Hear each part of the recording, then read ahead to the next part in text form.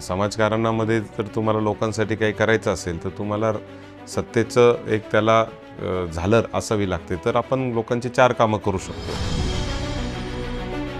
फक्त लग्नाला जाणं, फॉर्मॅलिटी पुरतं उभं राहणं तेवढं नाही, तर तिचा सहभाग त्याच्यामध्ये कायम असतो. आणि तीच सवय डॉक्टर मैथिली यांना पण लागली. एखाद्या सुखद घटना असेल, म्हणजे लहान मुलाचा वाढदिवस असेल तर चॉकलेटचा हार घेऊन जाण्यापासून ते लग्नांमध्ये त्यांच्या पुऱ्या लाटायला सुद्धा आमची आई असते. तर त्या बाईकडे पाहिल्यानंतर कोणी म्हणू शकत नव्हतं की बिबट्याशी 2 हात करू शकते. महिलेमध्ये ती ताकद असते, ती आव्हानात्मक परिस्थितीत जास्त ताकदीने पुढे येऊ शकते. कधी महिला घरातून किती वाजता बाहेर पडता आलं पाहिजे तिला, काही असू शकते इमर्जन्सी त्या महिलाला, पण तिची सुरक्षता खूप जास्त गरजेची आहे. तर मग जेव्हा मी इथं फिरले लोकांमध्ये, लोकांचं तेच म्हणणं की ताई आम्ही अगोदर फिरू शकत होतो, पण मागच्या 1 वर्षापासून आम्ही फिरूच शकत नाहीये. नदी सुधार प्रकल्प जसं साबरमतीचा अहमदाबादला नदी रिव्हरफ्रंट आहे, तसंच आम्ही संगमनेरला करणार आहे. काय संगमनेरचं नावच 4 नद्यांच्या संगमामुळे झालेलं आहे. शिंदे साहेबांच्या फोनवर सामंत साहेबांनी सांगितलं की 2 महिन्यात नोटिफिकेशन काढतो. त्याचं कारण आहे की ते 3 महिन्यापूर्वीच माझ्याच पत्रावर त्याचा पाठपुरावा सुरू झालेला आहे. मी शेवटी हे राजकारण म्हणून नाही बघत. हे जे मी नगराध्यक्ष पदासाठी जरी उभी राहिली असेल निवडणुकी, ही राजकारण म्हणून मी नाही बघत. ही समाजकारण म्हणूनच मी ही बघते.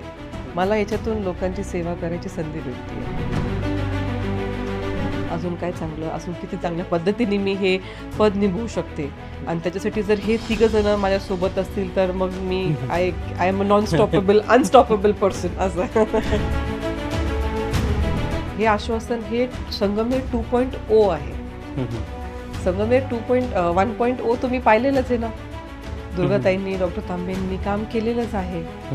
तो आमचा फाउंडेशन शेवटी तो आहे. विरोधकांचं कामच आहे बोलणं, विरोध करणं हा त्यांचा काम आहे. पण आमचं काम पण आहेच ना, आमचं दिसण्यातलं काम आहे, बोलण्यातलं काम नाहीच. संधी मिळते ते संधीचं सोनं करावं लागतं. नुसतंच मोठ्या नेत्याचा मुलगा आहे किंवा मोठ्या नेत्याची मुलगी आहे किंवा मोठ्या नेत्याच्या परिवारातले आपण आहोत म्हणून तुम्हाला लोकांनी ॲक्सेप्ट करावं असंही होत नसतं. संगमनेरमध्ये त्या कार्यरत राहतील, चांगलं काम करतील आणि म्हणून आमच्या दोघांच्या पंखांना बळ देणं मला असं वाटतं की गरजेचं आहे आणि ते आमच्या पंखांना बळ देण्याचं काम संगमनेरकरांनी करावं. तर मी ही स्वतःहून माझ्या डोळ्यांनी पाहिलेली वस्तुस्थिती आहे, म्हणून मी गॅरंटीपणे सांगू शकते की ही निवडणूक चांगल्या पद्धतीनेच पार पडणार आहे आणि लोक आमच्या सोबतच असतात, आहेत आणि राहणार. नमस्कार, मी प्रवीण सोरसे आणि तुम्ही पाहतायत लेट्स अप मराठी. आपण अहिल्यानगर जिल्ह्यातील संगमनेर मतदारसंघामध्ये आलेलो आहोत. आपल्यासोबत संगमनेर सेवा समितीचे उमेदवार, नगराध्यक्ष पदाचे उमेदवार मैथिलीताई तांबे आणि त्यांचे पती विधान परिषदेचे आमदार सत्यजित दादा तांबे, हे एक गोड कपल राजकारणातलं आपल्यासोबत आहे. आता ते राजकारणामध्ये देखील आलेले आहेत. ताईंचा राजकारणाचा प्रवास आता सुरुवात होतीये. तर एकंदरीत ताईंच्या या सुरुवातीला आपण त्यांच्याशी चर्चा करूया की या राजकारणाची सुरुवात, नगराध्यक्षपदाचे उमेदवार आहेत त्या, कसा प्रवास असणार आहे, त्यांचं वैयक्तिक आयुष्य, राजकीय आयुष्य आणि दादांशी देखील आपण दिलखुलास गप्पा मारणार आहोत. ताई, दादा, दोघांचंही लेट्स अप मराठीमध्ये खूप खूप स्वागत आहे. पहिला प्रश्न ताईंसाठीच राहील. उमेदवार आहेत का लाडक्या बहीण आहेत लाडक्या बहीण म्हणून ताईंना ताई, राजकारणात येण्याचा हा जो निर्णय आहे, कसं काय, म्हणजे का घ्यावं असं वाटलं, राजकारणात का यावं असं वाटलं? सुरुवातीला तर मी पहिलं माझं माहेर जे आहे ते राजकीय परिवार नसल्याने, पण जेव्हा माझं लग्न झालं 15 वर्षापूर्वी, तेव्हा दादांचं हे परिवार पूर्ण राजकीय राजकारण याच्यामध्ये पूर्ण गुंतलेलं होतं. मला पहिलं सुरुवातीला काहीच कळत नव्हतं, पण हळूहळू मला पण सवय लागायला लागली लोकांशी भेटणं, त्यांच्याशी बोलणं, बरोबर. त्यांच्यासोबत राहणे. म्हणजे घरी आले की लोक नाही दिसले की आम्हाला एकदम बेचैन होतं की का बाबा आज का नाही लोक आलेले घरी. मग तसं वाटतं. मग हळूहळू ती सवय झाली. मग हळूहळू लोकांचे प्रश्न समोर लागले की काय काय त्यांचे प्रश्न आहेत. मग त्यांना एक इंटरेस्ट यायला लागला की बाबा त्यांच्यासाठी मी अजून काय करू शकते का, मी माझ्यातर्फे त्यांना कशी मदत करू शकते. हे असं थोडं हळूहळू हळूहळू इंटरेस्ट येते. आता हे 15 वर्षानंतर मी प्रवास, हा निर्णय आम्ही एकत्र घेतला. तिला समाजकारणात तिचं खूप इंटरेस्ट वाढला. म्हणजे ह्या परिवारात आल्यानंतर ते मुळात असतंच कधीतरी प्रत्येकाच्या, राजकारणात येण्याचं नाही म्हणजे शेवटी राजकारण हे समाजकारणाचं सगळ्यात चांगलं माध्यम आहे असं आम्ही मानतो.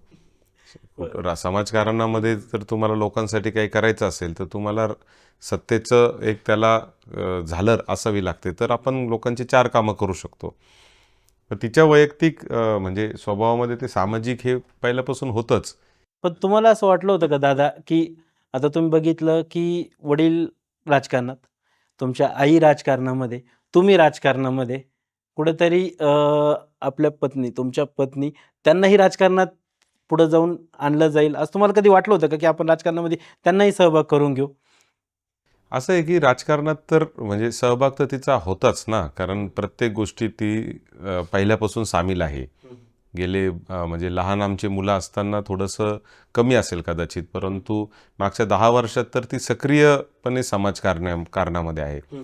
निवडणुकीच्या राजकारणात तिला आणावं लागेल का, किंवा ती येईल का, किंवा तिची इच्छा असेल का, हा जेव्हाचा तेव्हाचा प्रश्न असतो. त्याच्यामुळं मला असं का फार विचार नव्हता केला. पण एक आमचा सगळा परिवार समाजकारण राजकारण करत असताना ती 100% त्याच्यामध्ये सहभागी असायची आणि तिची भूमिका आणि पाठिंबा कायम असायचा. त्यामुळं जेव्हा संधी मिळेल तेव्हा ती उत्तम काम करू शकते एवढी खात्री आम्हाला होती म्हणजे सगळ्यांना. ताई, एक प्रश्न तुम्हाला असा आहे, की आता काय म्हणतात, राजकीय कुटुंब तुमच्या सोबत आहे. मग ज्यावेळेस घरी असतात, सगळेजण घरी असतात, सासूबाई असतात, त्यावेळेस कुठल्या गप्पा असतात? म्हणजे घरगुती गप्पा असतात, काही कौटुंबिक गप्पा असतात, की राजकीयच गप्पा चालतात?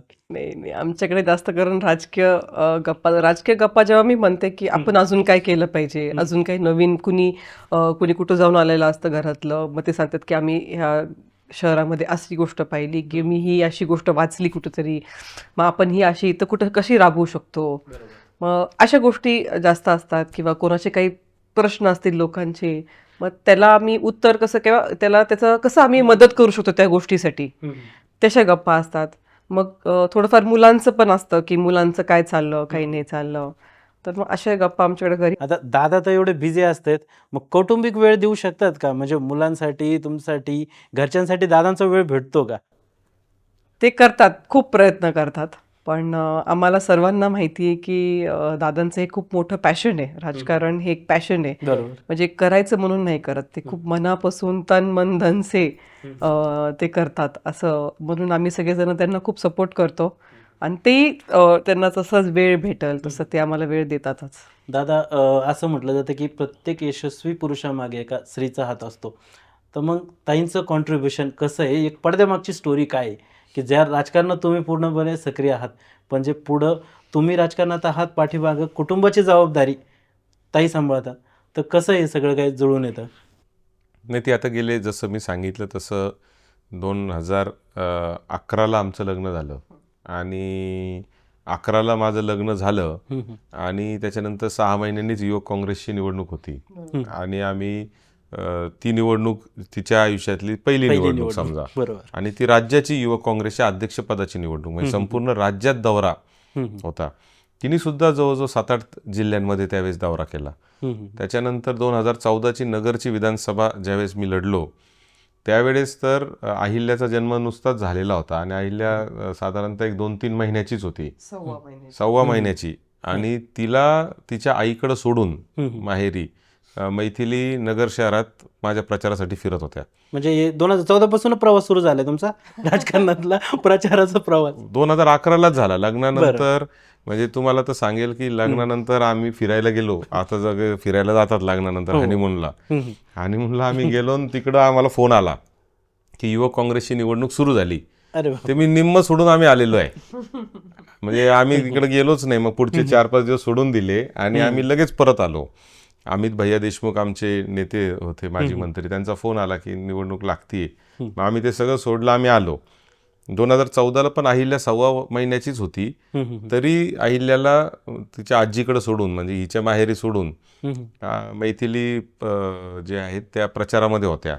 आणि त्याच्यानंतर 2012ची जिल्हा परिषद निवडणूक तिने पूर्णपणे हाताळली, साकूर जिल्हा परिषद गटाची. नंतर 18ला युवक काँग्रेसची निवडणूक झाली, ती हाताळली. नंतर पप्पांच्याही निवडणुका होत्या. मम्मीची 2016ची जी नगरपालिका झाली त्याच्यातही सक्रियपणे त्या कार्यरत होत्या. त्यामुळे निवडणुका लढणं, जिंकणं आणि राजकारण जवळून पाहणं हे तिच्यासाठी नवीन नाहीये. सासूबाई राजकारणात आहेत, तर म्हणजे काय म्हणतात, सासूबाईंना फक्त घरकामातच मदत केली जाते अशा सुनबाईंची व्याख्या आहे. तर मग आता राजकारणात कशा प्रकारची एक मदत सासूबाईंना तुमची राहायची? सासूबाईंना मदत म्हणजे कुठे काही कार्यक्रम असतील किंवा सोबत जाणे, किंवा घरी लोक आले की त्यांची विचारपूस करणे, किंवा घरी काही पाहुणे रावळे खूप असायचे जेवायला. आमच्याकडे रोज पाहुणे रावळे असतात, 50-1 लोक तर रोज असतातच. मग त्यांचं नियोजन करणं, जी स्वयंपाक करणं, हे असंच माझी मदत जास्तीत जास्त करून असायची त्यांना. मग आता राजकारणाचे धडे सासूबाईंनी काय नेमकं शिकवलं व एक घरातले कामं, त्याच्यानंतर घर सांभाळणं, याच्या बाहेर राजकारणाच्या धड्यांमध्ये सासूबाईंचा कसा रोल राहिला यामध्ये? मम्मींचं लोकांशी नाळ खूप घट्ट आहे. मी मम्मींकडनं काय शिकले म्हणजे की लोकांशी किती छान कनेक्टेड आपण राहू शकतो, त्यांच्या फॅमिलीशी कशी छान कनेक्टेड राहू शकतो, हे मी खूप छान शिकले. त्यांच्याशी कसं बोलायचं, कसं वागायचं, कोणतं परिस्थिती असेल तर त्या परिस्थितीमध्ये आपण कसं राहायचं असतं. मग ते सगळ्या गोष्टी खूप शिकलो आम्ही त्यांच्याकडे. आमच्या आईचं एक गुण आहे, म्हणजे सहज तुम्हाला सांगतो की प्रत्येक घरात शहरामध्ये तिचे संबंध आहेत. एखाद्याच्या घरात दुःखद घटना असेल तर आमची आई कायम हजर असते. मग त्या घरात अगदी डबे देण्यापासून सगळं माझी आई करते. एखाद्या सुखद घटना असेल, म्हणजे लहान मुलाचा वाढदिवस असेल तर चॉकलेटचा हार घेऊन जाण्यापासून ते लग्नांमध्ये त्यांच्या पुऱ्या लाटायला सुद्धा आमची आई असते. म्हणजे फक्त लग्नाला जाणं, फॉर्मॅलिटी पुरतं उभं राहणं तेवढं नाही, तर तिचा सहभाग त्याच्यामध्ये कायम असतो. आणि तीच सवय डॉक्टर मैथिली यांना पण लागली. त्यांनी पण कायम जिथं आहे तिथं पूर्ण इन्व्हॉल्वमेंट कशी पाहिजे हेच मला वाटतं. दादा, आता ताईंना ज्यावेळेस उमेदवारीसाठी तुम्ही नगराध्यक्षपदाचे उमेदवार म्हणून केलं, मनात असं काही प्रश्न वगैरे उपस्थित झाले का की आपण राजकारणात उतरवतोय, कौटुंबिक, त्यानंतर राजकारणाचा प्रवास हा खडतर राहतो, तर मग महिलांसाठी राजकारणाचा प्रवास देखील खडतरच असतो. तुम्ही घरातून बघत आलेला आहात, आईंसाठी असलेला प्रवास असेल, तर उद्या ह्या संघर्षाला आपल्या अर्धांगिनी आहेत त्यांना देखील सामना करावा लागणार आहे. तर मग काही मनात असं किंतु परंतु होतं का? माझं एक ठाम मत आहे की महिला ज्या असतात, ह्या महिला ह्या एकाच वेळेस अनेक कामं करू शकतात. त्याला इंग्लिशमध्ये म्हणलं जातं मल्टीटास्किंग. ह्या एकाच वेळेस खूप कामं करतात. मी इस्रायलला दौऱ्याला गेलो होतो आणि इस्रायलच्या आणि पॅलेस्टाईनच्या बॉर्डरवर जेवढे निगराणी ठेवणारे चेकपोस्ट आहे आर्मीचे, त्या 100% महिला आहेत. तर मी तिथल्या अधिकाऱ्यांना विचारलं की तुम्ही ह्या महिला का ठेवलेल्या आहेत इथे? ते म्हणले म्हणले ह्या मल्टीटास्किंग असतात, त्या एकाच वेळेस अडचणीच्या काळात देखील, संकटाच्या काळात देखील त्या एकाच वेळेस अनेक गोष्टी करू शकतात. म्हणलं कसं? तर ते म्हणले जर समोरून शत्रूचं आक्रमण होत असेल तर त्या आक्रमणालाही तोंड देऊ शकतात, वरिष्ठांनाही सूचना देऊ शकतात आणि स्वतःचीही काळजी घेऊ शकतात. असं सगळ्या गोष्टी ते एकाच वेळेस करत असतात. तसं महिला, मी कायम सांगत असतो की आव्हानात्मक परिस्थितीत त्या जास्त पॉवरफुल असतात. त्या दुर्गेचा अवतार आपण ज्याला जे म्हणतो, ही वस्तुस्थिती आहे. म्हणजे आणि म्हणून मला खात्री आहे की डॉक्टर मैथिली ह्या ज्यावेळेस लग्न होऊन आल्या त्यावेळेस त्या डॉक्टर होत्या, परंतु नंतर म्हणजे डेंटिस्ट होते, दाताचे डॉक्टर आहेत त्या. पण त्यांना शिक्षण क्षेत्रात आवड होती, त्यामुळे त्यांनी डॉक्टरकी कधी केलीच नाही. त्यांनी शिक्षण क्षेत्रात काम चालू केलं, पूर्ण वेळ समाजकारणात काम करायला लागल्या. मुलांची काळजी घेणं असेल आणि बाहेरच्याही मुलांचं शिक्षण आणि शिक्षण क्षेत्रात काम करणं असेल, ते करता करताच मला माझ्या व्यवसायामध्ये देखील त्या प्रचंड मदत करतात. म्हणजे मी अनेक इंटरव्ह्यूमध्ये सांगितलेलं आहे की माझं चेकबुकसुद्धा जे आहे ते त्यांच्याचकडं असतं, की त्यांनाच माहीत असतं काय चाललं काय नाही.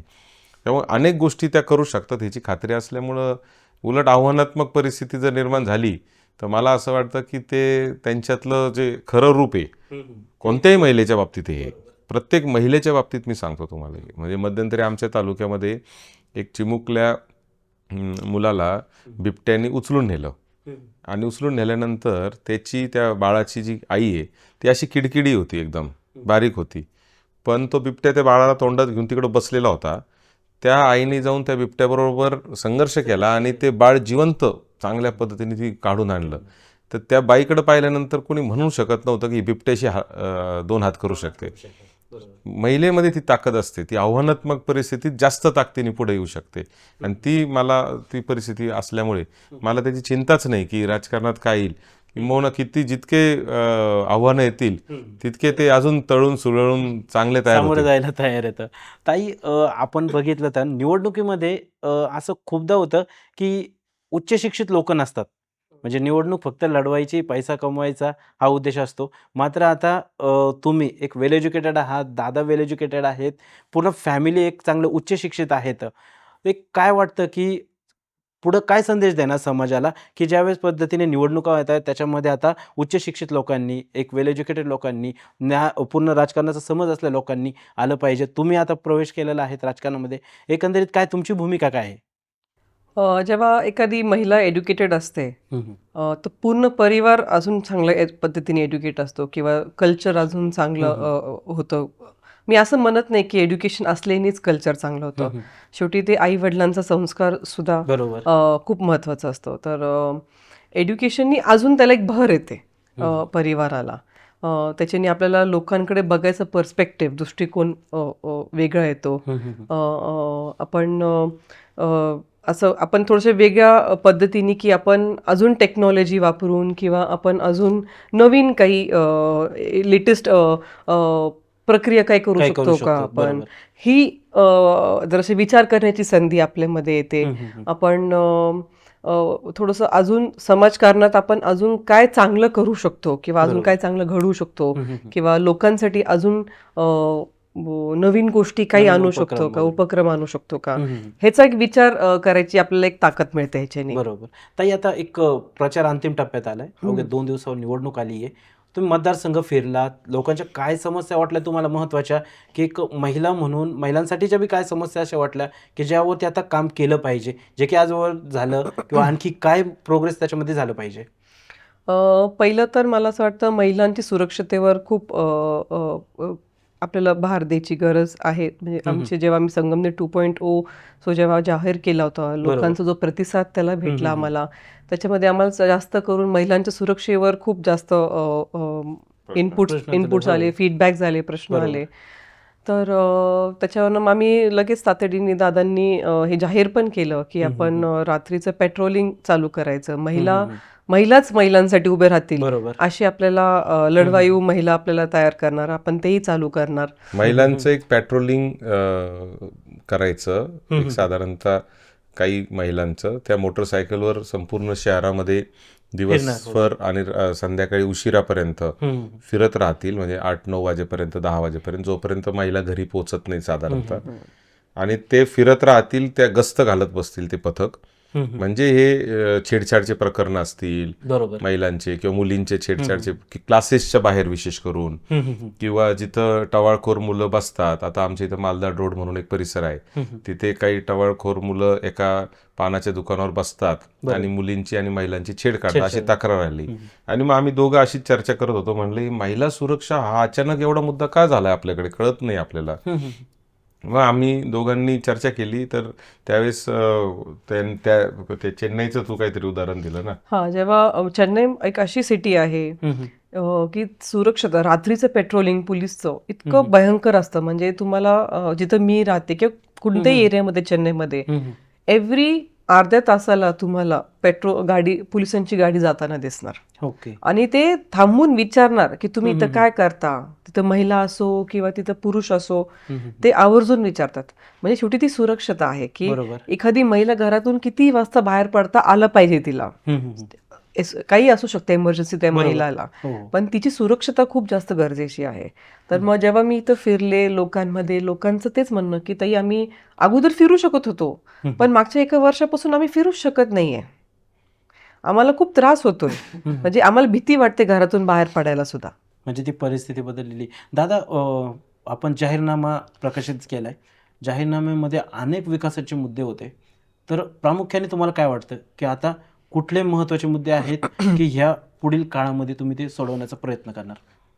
नाही, अनेक प्रश्नांवर आपण त्याच्यामध्ये भर दिला होता आणि ते काही पायाभूत सुविधा असतील, जसे की रस्ते करायचे, धूळमुक्त संगमनेर करायचे, बरोबर. अतिक्रमणमुक्त संगमनेर करायचे, भाजीवाले किंवा छोटे व्यापारी जे रस्त्यावर व्यापार करतात त्यांना एक चांगल्या पद्धतीची अशी व्यवस्था करायची की त्यांच्या डोक्यावरही टांगती तलवार राहणार नाही आणि ग्राहकांची पण सोय होईल आणि ट्रॅफिकलाही अडचणी होणार नाही, असं एक सगळ्यांना फायदा होईल असं एक सिस्टीम तयार करायची. त्याच्यानंतर पार्किंगची व्यवस्था आहे, पार्किंगच्या अडचणी तर आजकाल मेकनाइज्ड पार्किंग येतात, म्हणजे एकावर एक अशा 4 गाड्या लागू शकतात. तर असे जे मल्टी स्टोअर पार्किंग ज्याला म्हणतो आपण, बरोबर. ते अनेक ठिकाणी शहरामध्ये लावायचे. अशा खूप गोष्टी आहेत. पण त्याच्यात पण आम्ही काय केलं की 100 दिवसाचा एक प्लॅन केलेला आहे. पहिल्या 100 दिवसात काय करणार, काय काय करणार? बरोबर. तर त्याच्यावर आमचा जास्त भर राहील की पहिले 100 दिवसात आपण हे कामं करून दाखवायचे लोकांना. मग पहिल्या वर्षी काय करणार, 5 वर्षात काय करणार. नदी सुधार प्रकल्प जसं साबरमतीचा अहमदाबादला नदी रिव्हरफ्रंट आहे, तसंच आम्ही संगमनेरला करणार आहे. काय संगमनेरचं नावच 4 नद्यांच्या संगमामुळे झालेलं आहे. बरोबर. प्रवरा, म्हाळुंगी, आढळा आणि म्हानुटी अशा 4 नद्यांच्या संगमाचं गाव म्हणजे संगमनेर आहे संगमनेर. आणि ती आमची ओळख आहे.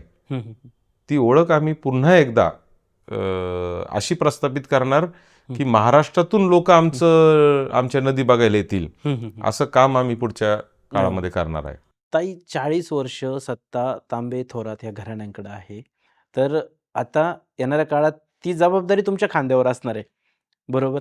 तर मग आता ही जबाबदारी घेऊन जाताना काय तुम्हाला वाटतं बरं, मोठी आव्हानं तुमच्यासमोर असतील किंवा तुमचं काय असे एक संगमनेरसाठी महत्त्वाच्या आकांक्षा असणार आहे की आपण कशा पद्धतीने संगमनेर पुढे नेलं पाहिजे, जे आजवरती तांबे थोरात कुटुंबाने सांभाळलं, आता ती जबाबदारी तुमच्यावर असणार आहे? मागच्या 40 वर्षामध्ये नामदार बाळासाहेब थोरात साहेब असतील, डॉक्टर सुधीर तांबे असतील, दुर्गाताई तांबे असतील, सतीशदादा असतील, ह्यांनी सर्वांनी शहर खूप छान ठेवलं आहे.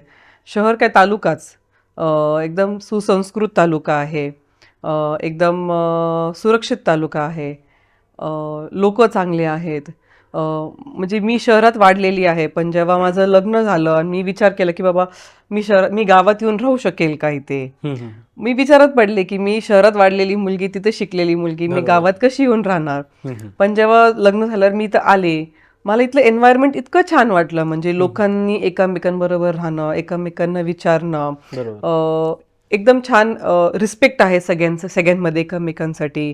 तोच रिस्पेक्ट मला तो एज्युकेशन सेक्टरमध्ये पण दिसतो एकमेकांसाठी, तोच व्यापाऱ्यांमध्ये पण तो रिस्पेक्ट आहे, तोच मेडिकल फील्डमध्ये पण डॉक्टर्समध्ये एकमेकांसाठी रिस्पेक्ट आहे. तर हे पूर्ण गाव हे त्यांनी एका परिवारासारखं ठेवलेलं आहे. जसं आपण एकमेकांसाठी उभं राहतो तसे हे सगळेजण, अख्खं गाव एकमेकांसाठी उभं राहू शकतो. तर खूप मोठी जबाबदारी हे संस्कृती टिकून ठेवणं खूप मोठी जबाबदारी आहे. पण दादा आहेत सोबत, दुर्गाताई आहेत सोबत, पप्पा आहेत सोबत, आबा आहेत सोबत, मला खात्री आहे की हे सगळेजण मला चांगल्या पद्धतीने गाईड करतील. दादा, राजकीय वारसा आहे पाठीमागं म्हणून ही गाडी बरोबर व्यवस्थित जाऊ शकते. हो. बरं. ताई, इथं आम्ही ज्यावेळेस फिरलो होतो त्यावेळेस एक महत्त्वाचा प्रश्न आम्हाला जाणवला गेला. दादा, तुम्हाला पण राहील तो प्रश्न. MIDC बाबत तर आता जस्ट जे आपले उपमुख्यमंत्री आले होते त्यांनी एक घोषणा केली. रोजगाराचा जो प्रश्न इथल्या तरुणांनी उपस्थित केला होता, तर येणाऱ्या काळामध्ये काय असं तुम्ही पावलं उचलणार आहात की तरुणांना रोजगार मिळाला पाहिजे? तर सत्यजित दादांनी युनोव्हेशन सेंटर म्हणून एक नवीन प्रकल्प चालू केलेला आहे. त्याचं काम ऑलरेडी सगळे 5 जिल्ह्यांमध्ये, त्यांच्या 5 जिल्ह्यांमध्ये पण चालू आहे, संगमनेरमध्ये पण चालू आहे. तर हे युनोव्हेशन सेंटर ह्याच्यासाठी आपण दादांनी चालू केलं की आपल्याला जेव्हा मुलं आमच्याकडे यायला लागले की जॉब्स नाही आहेत, आम्हाला जॉब पाहिजेत, तेव्हा एक थोडंसं ॲनालिसिस केलं आम्ही की का मुलांना जॉब्स भेटत नाहीत किंवा असं काही. आम्हाला तेव्हा लक्षात आलं की ह्यांची स्किल सेट्स कुठेतरी थोडीशी कमी पडतात. कारण फक्त डिग्रीवर आपल्याला आजकाल जॉब्स कुठं भेट नाही. कारण आजकाल स्किल्सवर खूप फोकस असतो सगळ्या कंपनीजचा. वेगवेगळ्या कंपनीजला वेगवेगळे स्किल सेट्स लागतात. तर मग हा युनिव्हेशन सेंटर जो आहे तो राहणार हे मुलांचे ट्रेनिंग सेंटर सारखा बरोबर. किंवा काही गव्हर्नमेंट जॉब्स असतात त्याच्यासाठी काय त्यांना बॅकग्राऊंड लागतं किंवा त्यांना स्ट्रॉंग फाउंडेशन त्याच्यासाठी काय लागतं त्याचं ट्रेनिंग सेंटर असू शकतं की त्यांना मदत करायला की जॉबला कसं अप्लाय करायचं असतं हे बेसिक नेसेसिटीज करायला आपण हा युनिव्हिजन सेंटर आपण चालू करणार आहे. दादा तुमच्यासाठी पण तोच प्रश्न आहे, की एम-आय-डी-सीची एकनाथ शिंदेची सभा पार पडली. एम-आय-डी-सी होणार. मग असं एक आश्वासन दिलं गेलं. तर काय वाटतं, की येणाऱ्या काळात एम-आय-डी-सी होईल का? आणि शहरातले जे तरुण आहेत, तर त्यांना रोजगाराचा जो प्रश्न आहे, तो कशा पद्धतीने सोडवला जाईल? MIDCच्या बाबतीत मी माझ्या सभेतही एकदम जाहीर स्पष्टपणे सांगितलं आणि पुन्हा एकदा आज आपल्या माध्यमातून सांगतो की संगमनेर तालुका हा दुष्काळी तालुका आहे, म्हणजे होता. दुष्काळी तालुका असल्यामुळे इथे पाण्याची खूप मोठी अडचण होती. आता निळवंडे धरणाच्या माध्यमातून पाणी जवळजवळ तालुक्याच्या सगळ्या ठिकाणी फिरेल अशी परिस्थिती आहे. अजूनही साकोर पठार भागामध्ये पाण्याची व्यवस्था नाही आहे, तर मुळा नदीवरून उपसा सिंचन करून ते करायचं असा एक सर्वे थोरात साहेबांच्या काळामध्ये मागे झाला होता. आणि मग पाण्याची एकदा आम्हाला कळालं की पाणी येतंय, मग आम्ही ठरवलं की आता आपण इथं MIDC आणू शकतो. कारण MIDCसाठी पहिली अट जी असते ती असते पाणी.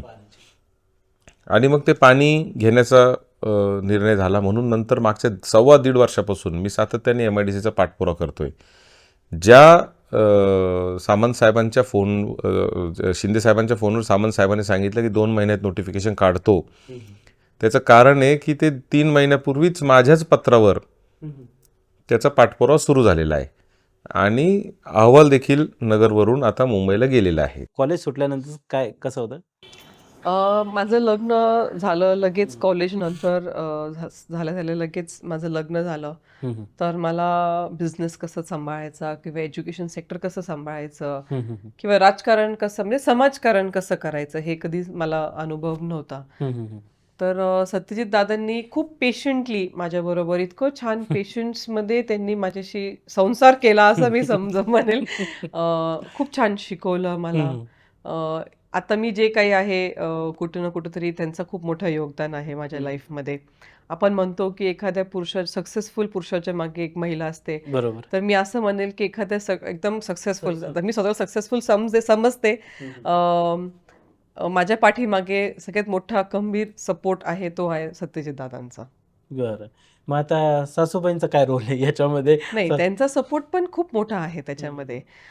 त्यांनी कधीच आम्हाला असं सांगितलं नाही की तुम्ही हे करू नका, तुम्ही इथे जाऊ नका, तुम्ही असंच वागा, तसंच वागा. टिपिकल सासूबाई नाहीत का? कधीच नाही, कधीच नाही. कारण त्यांनी कधी ते म्हणे की काळानुसार सगळ्यांनी बदलायचं असतं. सगळ्यांची आपली आपली लाईफ असते, सगळ्यांची आपली आपली लाईफ जगण्याची पद्धत असते. बरोबर. सगळ्यांच्या घरामध्ये मुली जेव्हा सासरी येतात तर त्यांच्या घराचं कल्चर वेगळं असतो. ह्या कल्चरमध्ये त्यांना मिक्स व्हायला थोडा वेळ वेळ जातो. लागतो. बरोबर. मग त्यांनी त्याच्यामध्ये खूप छान सपोर्ट केला आम्हाला.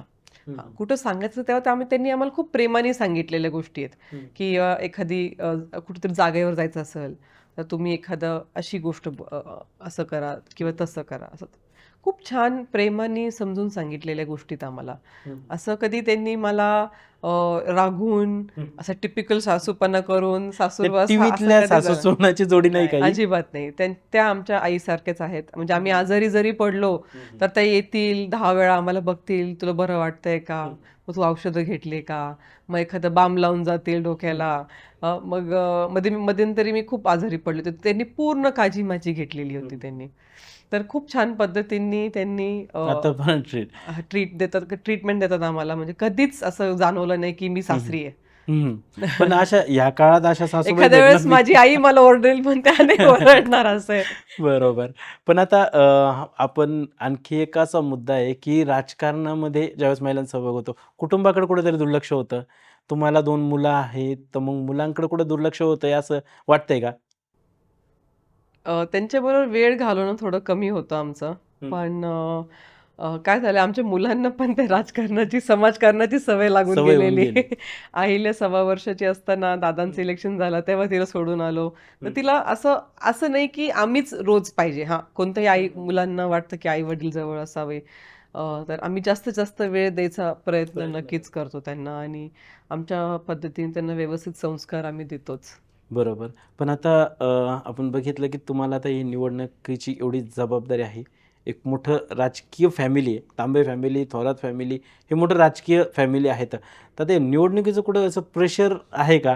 किंवा प्रतिष्ठेची बनून गेली आहे निवडणूक तुमच्यासाठी? सासूबाईंचे काही धडे किंवा सत्यजित दादांनी काही नाही, बोलला यांनी यावर? कधी माझ्यावर असं प्रेशर नाही टाकलं. त्यांनी कधीच असं म्हटलं नाही, की "तू हे करत नाहीयेस, तू ते करत नाहीयेस, तू अशी वागत नाही तशी." ते काहीच तसं कधीच त्यांनी माझ्याशी कुणीच बोललेलं नाहीये. त्यांनी सगळ्यांनी उलट मला एकच सांगितलं, "तू प्रेशर घेऊ नकोस, आम्ही हँडल करू सगळा विषय. तू फक्त लोकांना भेट बस, दुसरं काहीच तू करू नकोस. बाकीचं सगळं आम्ही हँडल करू." तुम्हाला वाटलं होतं का ताई पण आपण राजकारणात यावं म्हणून? असं कधी असं कधीच वाटलं नाही मला. हं. पण ती हळू-हळू ते घरामध्ये सगळे सवय लागत गेली मला समाजकारणाची. मी शेवटी हे राजकारण म्हणून नाही बघत. हे जे मी नगराध्यक्ष पदासाठी जरी उभी निवडणूक, राहिली असेल, बरोबर. निवडणूक ही राजकारण म्हणून मी नाही बघत. ही समाजकारण म्हणूनच मी ही बघते. मला याच्यातून लोकांची सेवा करायची संधी भेटतीये. बरोबर. आता फक्त मला आता पद आहे, मग त्याच्यामध्ये अजून जरा चांगल्या पद्धतीने मला सेवा आता तुम्हाला बरोबर आहे, तुम्हाला सासूबाईंचे धडे आहेत. कारण सासूबाई नगराध्यक्ष राहिल्या होत्या. तुमच्यासाठी काय म्हणतात फारशी अशी कसरत नाहीये. पण आता ज्या पद्धतीची सध्या निवडणूक चालू आहे, तुमच्या डोक्यात असं काही विचार येत आहेत का? किंवा 2024ची जी निवडणुकीचा निकाल लागला होता. मग आता ही निवडणूकही त्या पद्धतीची झाली तर काय असं डोक्यात असं गंभीर विचार? मी आहे ना कधी तसा विचार कधीच केला नाही. मी निगेटिव्ह थॉट्स माझ्या मनामध्ये ठेवत नाही. कारण मी कामावर विश्वास ठेवते. डॉक्टर सुधीर तांबेंनी, बाळासाहेब थोरात साहेबांनी, दुर्गाताई तांबेंनी, सत्यदादांनी हे सतत काम करत आलेले आहेत लोकांसाठी आणि मी ते स्वतःहून डोळ्यांनी पाहिलेलं आहे. म्हणजे तुम्ही कोणालाही विचारलं तरी तुम्हाला ते सगळे लोक बाहेरचे सांगतील. बरोबर. पण मी घरात राहून मी पाहिलेलं आहे, की आम्ही फॅमिली टाईम कॉम्प्रोमाइज करून लोकांसाठी हे सगळेजण पळालेले आहेत. तर मी ही स्वतःहून माझ्या डोळ्यांनी पाहिलेली वस्तुस्थिती आहे म्हणून मी गॅरंटीपणे सांगू शकते, की ही निवडणूक चांगल्या पद्धतीनेच पार पडणार आहे आणि लोकं आमच्या सोबतच असणार आहेत आणि राहणार. ताई आता निवडणूक हे राजकीय कुटुंब आहे हे मोठं. मग लास्ट टाइम दादा असं कधी फिरायला घेऊन गेले? या निवडणुका सातत्याने चालूच आहे. लोकसभा संपली, विधानसभा, आम्ही विधानसभेनंतर काढतो. आता वर्षातनं एकदा आम्ही एक ट्रिप काढतोच. फॅमिली ट्रिप पूर्ण काढतो आम्ही. म्हणजे आम्ही मुलांचे वाढदिवस साजरा न करता बरं. आम्ही त्यांना बाहेर घेऊन जातो फिरायला. हं, हं. कारण आम्हाला असं वाटतं, की आम्ही तो टाईम जास्त त्यांच्याबरोबर स्पेंड केला पाहिजे. बरोबर. आम्ही बाहेर जातो, असं येत जात राहतो. ओके. छोटे-छोटे ट्रिप्स करत राहतो आम्ही. मग ते कुटुंबात ज्यावेळेस सगळेजण घरी एकत्र बसलेले असतात, कुठल्या गप्पा असतात? फॅमिली टाईम जो म्हणतो आपण, एक फॅमिली क्वालिटी टाईम आपण स्पेंड करतो. त्यावेळेस या राजकारणाच्याच गप्पा असतात का? मम्मी पप्पा आम्हाला नेहमी सतत विचारत राहतात वारंवार, की कसे आहेत तुम्ही, काय चाललंय, सगळं व्यवस्थित आहे का नाही, मुलांचं काय चाललं. जेव्हा आम्ही सगळे शक्यतो आम्ही दिवाळीला सगळे एकत्र येतो, कारण सगळे आपल्या आपल्या कामाच्या निमित्ताने बाहेर असतात. बरोबर. दिवाळी हा असं एकमेव फेस्टिवल आहे जिथे आम्ही सगळेजण एकत्र असतो. तर मग त्याच्यामध्ये आम्ही आलो की मग आम्ही सगळेजण असं प्रयत्न करतो की कोणीच कुठं चालणार नाही तेव्हा. मग ते 2-3 दिवस आम्ही उलट सगळेच लोक आम्हाला इकडे भेटायला असतात, आम्ही भेटायला सगळेच येतात, घरी बरोबर. असतो. तर तेव्हा मग आम्ही अहिल्या म्हणजे आमची सगळ्या मुली अहिल्या, सारा, सूर्या, अर्जन, आमचे हे 4 जण इतके हट्टीपणात असते की त्यांना सगळ्यांना सगळे एकत्र सापडतात. मग आमच्या सगळ्यांचे मोबाईल ते लपून ठेवतात की ह्यांनी कुठंच जाऊ नये जाऊ नये म्हणून. म्हणून बाहेर. आणि मग अहिल्या काही ना काही सतत काही ना काही करत राहते, सारा आणि अहिल्या आमच्या. तर मग त्या पद्धतीने आम्ही हळूहळू टाइम स्पेंड करत राहतो, मोमेंट्स क्रिएट करत राहतो फॅमिलीचे आमचे. ते कुठेतरी मुलांना पण छान वाटतं की वेळ मिळतोय आम्हाला. हो, ऑफकोर्स.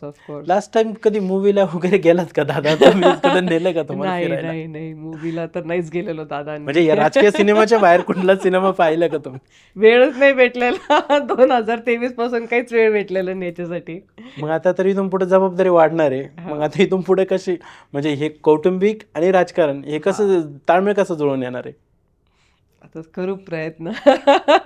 करू आम्ही. आम्हाला एवढी खात्री आहे की आम्ही व्यवस्थितपणे करू. आतापर्यंत करत आलो तर आज हिच्या पुढे पण करूच आम्ही. आता 2011 पासून तुम्ही प्रचाराची धुरा सांभाळली, पण आता स्वतः एक उमेदवार आहात. हा. काय फरक वाटतो बरं की निवडणुकीच्या बॅकस्टेजची जी स्टोरी आहे किंवा त्या पडद्यामागची भूमिका प्रचारामधली आणि आता स्वतः उमेदवार आहेत, काय फरक वाटतो हाच दोन्हीमध्ये? तो प्रेशर की मी तुम्हाला जसं सांगितलं की ह्यांनी सर्वांनी एक्सपेक्टेशन्सचे बार्स खूप हम्म. वरती करून ठेवलेले आहेत. बरोबर. मग लोक पण मला त्याच दृष्टिकोनाने बघतात माझ्याकडे. हम्म. पण शेवटी हे सगळे म्हणतात की दादा पण म्हणतात तू एक इंडिव्हिज्युअल आहेस, बरोबर. तू तुझ्या इंडिव्हिज्युअल नेचर प्रमाणे वाग. हम्म. आम्ही कसं वागतो तसं नको वागूस, तू तू हम्म. काय आहेस ते लोकांना कळू दे, बरोबर. मग तू तशीच राहा. हम्म. मग मी तसंच प्रयत्न करते. मला जे आवडतं, मला लोकांशी बोलायला आवडतं, हम्म. त्यांच्याशी बसून गप्पा मारायला आवडतं, मग मी तसं करत जाते. माझं समाजकारण तसं असतं. नाही, अनेकदा असं होतं की राजकारणातल्या कुटुंबातून ज्यावेळेस माणसं असतात, एक ॲरोगन्सी राहते की लोकांमध्ये बोलणं नाही का कमी बोलतात किंवा फक्त टाळाटाळ केली जाते. मग तुम्हाला लोकांमध्ये जाऊन बसायला आवडतं, बोलायला आवडतं. तुम्ही आता निवडणुकीच्या प्रचारामध्ये लोकांशी भेटलात. कसा हा नवीन एक प्रवास कसा वाटला? खूप छान वाटलं कारण ह्यांनी सर्वांनी खूप काम केलेलं आहे. हम्म. जसं सतीशदादांनी सांगितलं, आमच्या मातोश्री घराघरात पोचलेल्या आहेत त्या. हम्म. म्हणजे त्या घरातल्या लहान चिमुकल्या बाळाचं पण नाव त्यांना माहिती आहे.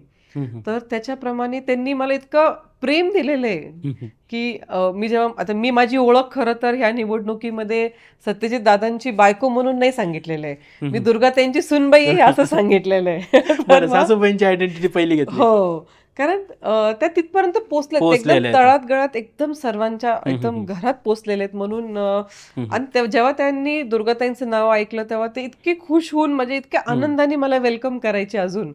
तर मग ते खूप छान वाटायचं आणि त्यांचा प्रतिसाद खरंच खूप चांगला होता लोकांचा. म्हणजे आता आपण बघितलं की सासूबाई नेहमी सुनाच्या काय म्हणते तक्रारीच करत असतात.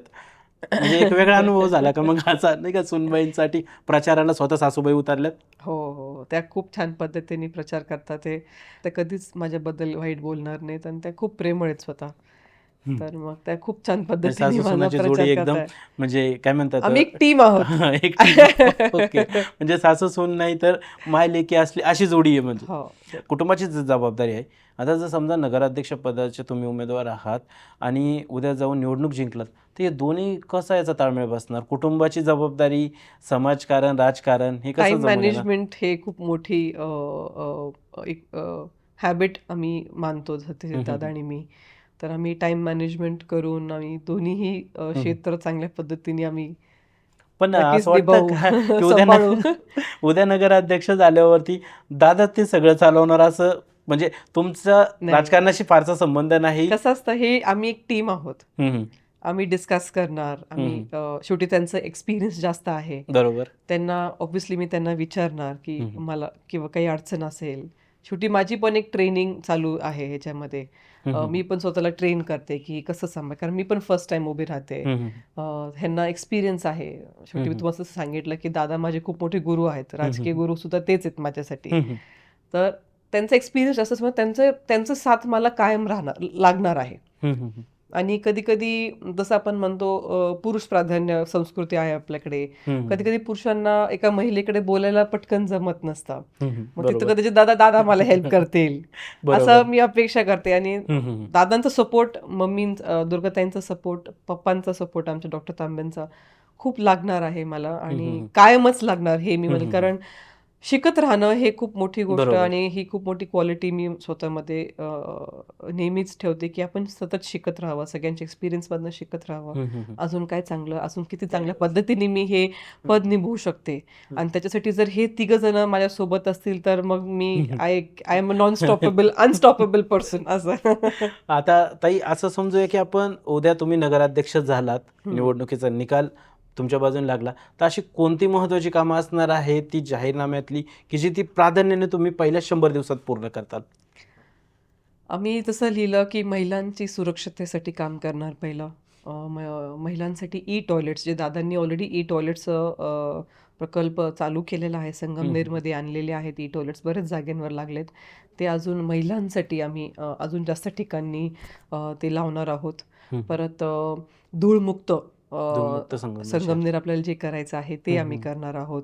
परत आपल्याला ॲप चालू करायचं आहे.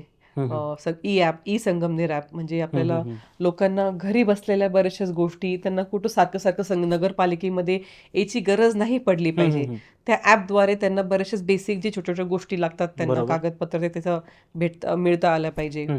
परत त्यांना आम्ही दर प्रभागात नगरपालिकेचं एक छोटंसं ऑफिस सारखं असं आम्ही कार्यालय उघडणार आहोत.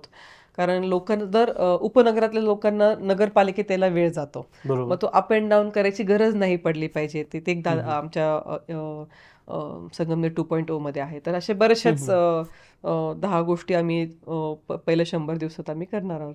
ताई, आता समोरचे जे विरोधक आहेत ते सत्ताधारी आमदार आहेत, त्यांच्या भाऊजाई या निवडणुकीच्या रिंगणात आहेत, मग कसं बघतात? टफ फाईट, समोरचे उमेदवार सत्ताधारी आहेत. मी खरं सांगू का, मी विरोधकांकडे नाही बघत. मी ॲज अ इंडिव्हिज्युअल मी विरोधकांकडे नाही बघत. लोकशाही आहे, कुणीही उभं राहू शकतं. त्यांनी त्यांच्या पद्धतीने प्रचार करावा, त्यांच्या पद्धतीने काम करावं. मी माझ्या पद्धतीने प्रचार करून माझं काम करणार. पण आता दोनही महिलांनी जे त्यांचे जाहीरनामे आहेत, महिलांसाठी आम्ही हे करू, महिलांसाठी ते करू, तर मग आता कशा पद्धतीने लोकांना तुम्ही अप्रोच करणार की जाहीरनाम्यामध्ये त्यांनी आश्वासनं दिलेली आहेत, जाहीरनाम्यामधले तुमचेही आश्वासन आहेत?